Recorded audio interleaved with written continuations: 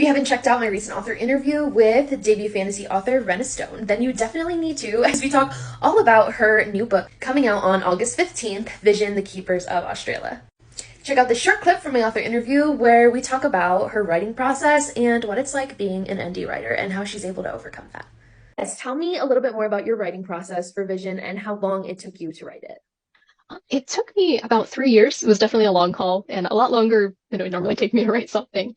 But 5 years ago, I suffered from back-to-back concussions that made writing misery. Oh my I I've gosh. had a very mild version of dyslexia since I was a kid, and most people didn't even know because I was always eyeball deep in a book, and I had taught myself to kind of speed read. And after the concussions, it got to a point where reading and writing was a chore because everything that I taught myself to do over the years no longer worked, and the words were moving around the page a lot worse. And it was like all the letters were on more caffeine than I ever could be. And it made like all the post-concussive migraines so much worse. Oh, And so I stopped writing for a long time. And then before the pandemic, I had a very strange dream, like about myself and my friend and this man who was like throwing flames everywhere. And we were trying to save the world from this darkness. And it stuck with me.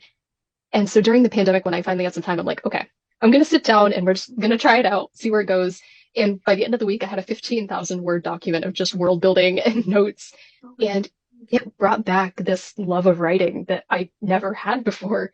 And so I started posting it online. I used to post it on Wattpad just to try to get some general feedback. Didn't really expect anything from it. And it ended up getting over 40,000 reads. And by the end of it, I'm like, I never thought this many people would even be interested in it, let God. alone. And so it's definitely turned out into something much bigger than I ever expected it to be. That is so exciting. So, yes, I understand you are an indie writer. Tell me a little bit more about that. And like, that's amazing that you were able to overcome something that was so difficult like that, and that almost like took away the joy from things that, you used to love, and then being able to come back to it and rediscover. So, yeah, talk to me about that.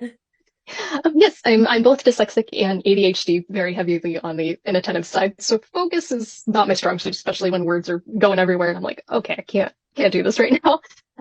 And growing up, people would always tell me like, you're so dedicated. I would set aside times to write, and I'd carry a notebook, but they never realized that I could sit down for that a lot of time and maybe write 2 words because I'm losing my focus. And um, so on the ADHD side, I've found over the years that like hyperfixation is my key. Like I will get so immersed into my books that I talk nonstop about them. That's all I think about, all I do, and it drives my friends and family crazy. But it works. Like it keeps me in Yeah. tune with it, and I can't stop writing.